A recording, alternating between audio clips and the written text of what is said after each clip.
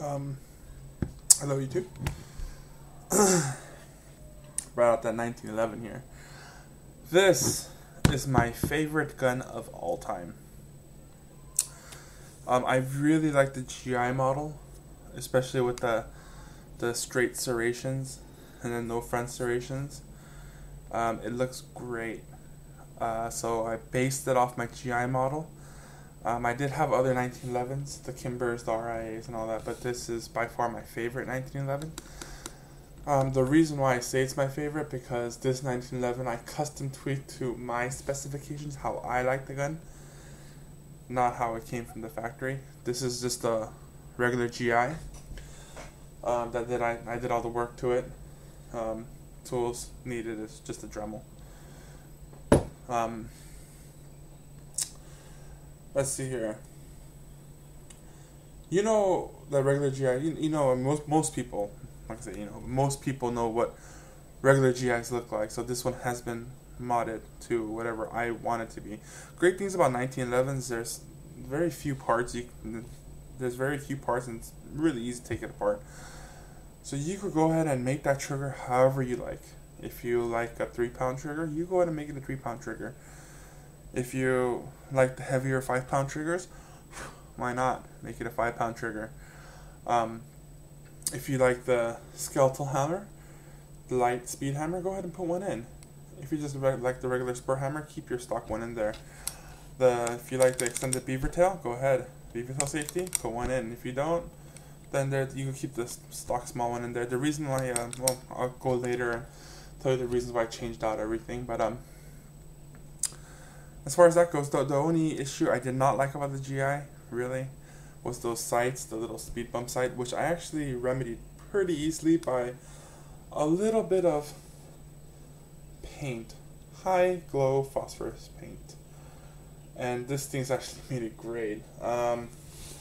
Last time I took this gun out, I just made one gigantic hole in the middle of the paper, as expected with the 1911. Any 1911 would probably shoot better than I could. I've been shooting for a very long time, and this gun actually is the easiest of all my guns to shoot, and this is my favorite for more than one reason, really. Yeah, it's a classic. When I was first getting into guns, I didn't really like 1911 so much. It was just too heavy for what it was. If you want to list cons, right? It's a heavy gun. It only holds 7 or 8, or But then, like I said, there's remedies for all. Like that 10-round magazine, if you decide to get one. But just some of the cons that people have listed. It's heavy. It's an old design. I was one of those people that said, yeah, they're not so practical. I mean, why get an 8-shot 1911 when you get a 15-shot or 17-shot Glock or 17 round capacity magazine? Well,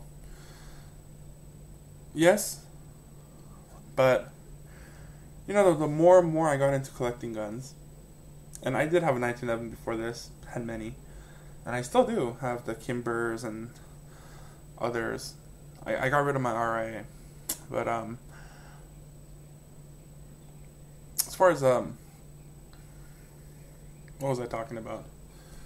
Anyways, the reason why this became my favorite was because I actually customized everything to my feel. I'm not recoil sensitive at all, but I prefer a reduced recoiled gun. Like I could shoot the Smith & Wesson 500, but if I could get that Smith & Wesson 500 power out of a 22 recoiling gun, I'd pick the lesser of the recoil with the same amount of power. So reducing recoil was everything. And with the 1911s, they are very heavy guns, so already the felt recoil is minimal. I'm going to go ahead and go through the mods I've done with this gun, which isn't that many. Well, all the internals has been replaced, but there's really not much internals to replace. I did get the Wilson Combat, I guess, bushing comp, which works great. You really really could tell the difference. I'm not sure with this setup you can't tell so much, but with that old safety I had in there, that old safety would bite the web in my hand. Hence the reason why I like this extended beaver tail safety. I have the extended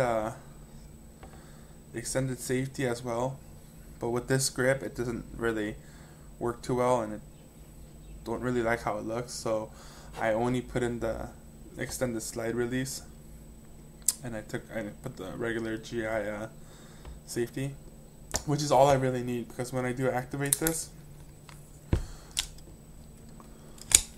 and when the safety's on, really I'm not going to need any extension. Even with the full grip, I just need to put my thumb up and pop it down. I didn't need an extension when I noticed. The slide release, I did need an extension, because if that slide locks back, then I'd have to turn the gun around like this and pull down.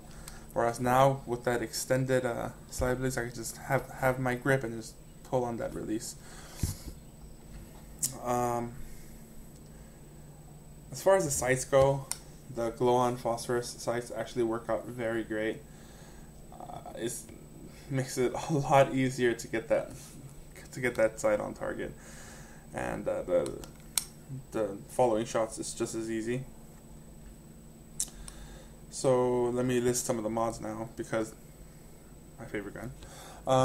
Barrel comp mod. I replaced the hammer with the Wilson Combat Speed Hammer, skeletalized. I replaced the slide release with the extended slide release. The trigger is a Wilson Combat Competition #1 trigger, lightweight trigger, with the over travel stop, which I have all the way in there because I really like to have no over travel. The grips is it's the Hogue wraparound with the finger grooves. I actually really like this. It soaks up the recoil quite a bit, and it feels good in my hands. And the internals, I got all the springs have been taken out and replaced. The sear is Wilson Combat sear. I had that spring is all Wilson. I believe I have a Nowlin part in here as well. I forgot I got the whole part kit at once from all different places. And the end result is obviously a really nice 1911. That trigger. The only other mod I did to it was my mod, which was dremeling, polishing, grinding. That beaver tail did not want to fit in there at all. I had to actually grind off a lot of that metal, and even after that it would get stuck in there, and I took it off again. I grinded it off even more, but I got it to work. So a little bit of patience, safety works, and then pull that back and it activates that. So after all that, the trigger is about 3.8 pounds. So if you could tell, if you look in there, I take up that very little slack before it fires. And from here, I just squeeze just a little bit. And there's no over travel. And it's very light. So it's the reset is just as good. For me to reset this, I gotta rack it. So the reset is amazing as well, right there, and then to fire the trigger again. I love the 1911 format. I've always really did. Never found the 1911 to be too practical, but with as many guns as I own now, really, the two guns that I feel so down to was, well, the three is the 1911, the Springfield Armory, the Glock. And my relationship with the Glock is a very love-hate relationship. I hated it, then I loved it, and then now I'm kind of in the middle of it. People that say it only holds 7 or 8 rounds, well, they do make a 10 round for it, and it works great. It does stick out a little bit, but it looks so mean.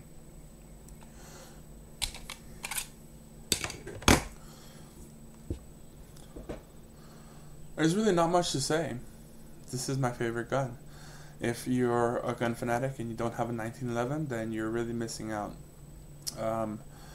Another great gun would be a Browning High Power, which I never got around to. Probably never will. As far as 9mm, I'm gonna stick with my Glock 17 or my SIG P226. There it is. So yeah, my Glock 17, and this one's been modded as well. But I have another video out there if you want to go check that out. So this is my favorite all-time pistol. And it's not my favorite because it's the most practical. It's my favorite because just overall the fit, the feel, how it shoots, it's wonderful. I have yet to find the gun that feels and shoots better than this, which is my custom modded for my personal preferences 1911. And this is what I recommend to everybody. Gun manufacturers could only manufacture what they think is best. It might not be best for you.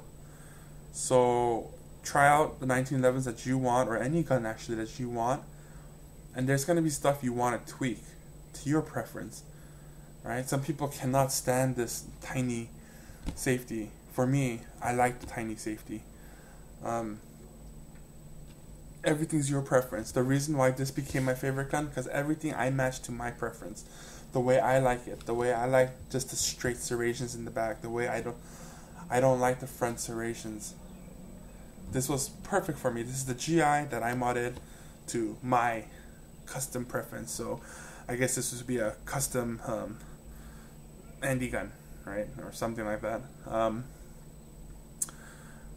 But definitely worth looking into. Just want to share my favorite gun out there with you guys, and hopefully you could leave a thumbs up, and please leave a comment on what's your favorite gun. Alright, thank you for watching.